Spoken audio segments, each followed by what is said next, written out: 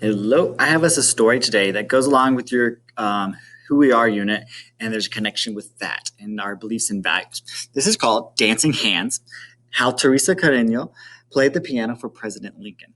Now, this also it goes along with Hispanic Heritage Month, which is happening right now.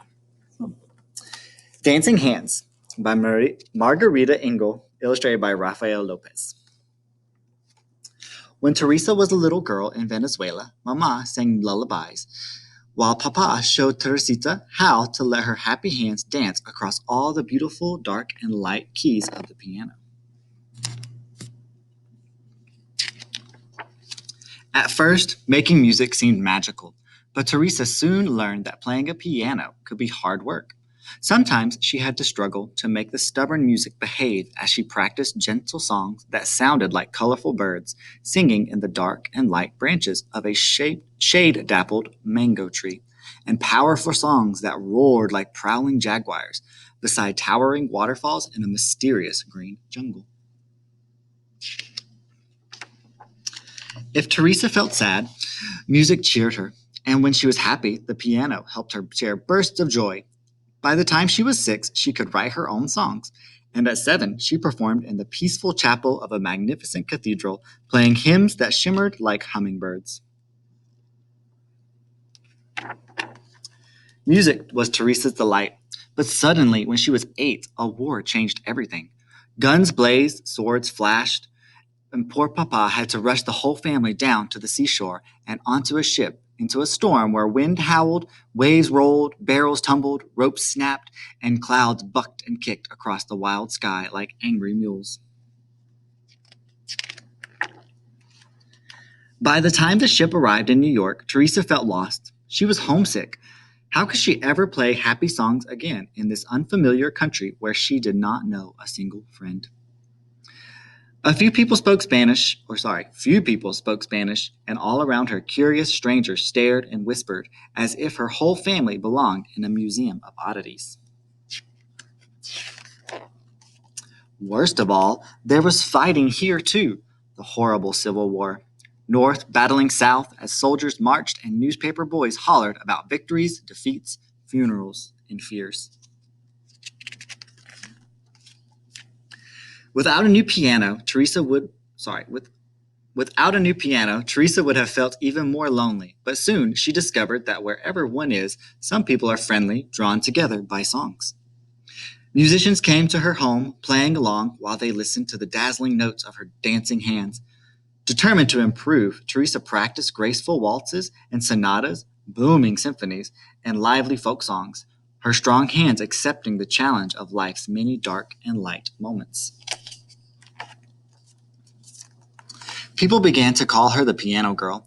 Her picture was in the newspaper and on posters advertising concerts, where she performed with great orchestras that invited her to play solos. Teresa triumphed in enormous theaters where children clapped and cheered, while their parents stood up and tossed roses. With Papa at her side, she traveled to elegant cities, and by the time she was 10, the piano girl grew so famous that she received amazing invitations, including one so special that she could hardly believe it. President Abraham Lincoln wanted her to play for his whole family at the White House. But the country was still at war, so Teresa arrived in Washington, D.C. at a time when freed slaves were signing up to be soldiers, the injured moaned, and the nurses groaned from the sheer weariness of caring for so many fevers and wounds. Not long ago, the president's young son had fallen sick and had died. Men argued about battles lost, battles won, speeches made, victory delayed. Teresa began to worry. How could music soothe so much trouble?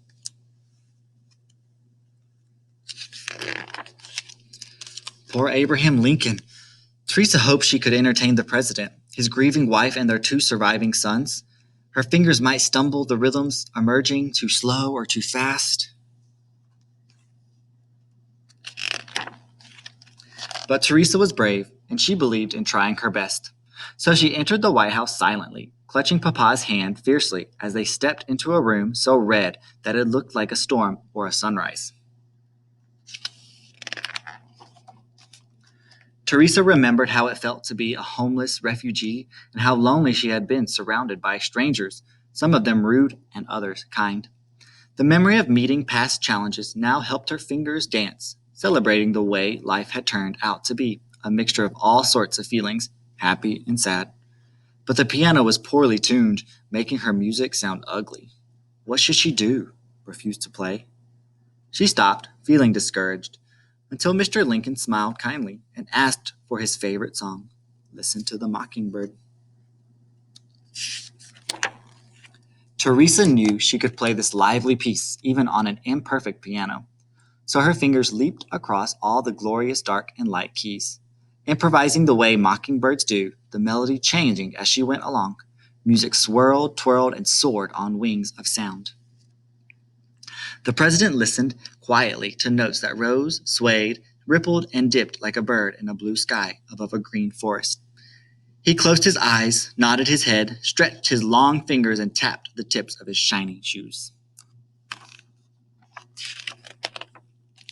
When the joyful song ended, Abe Lincoln stood up and clapped, smiling at the piano girl, who smiled too, because she knew that her music had brought comfort to a grieving family, at least for one brief, wonderful evening of dancing hands.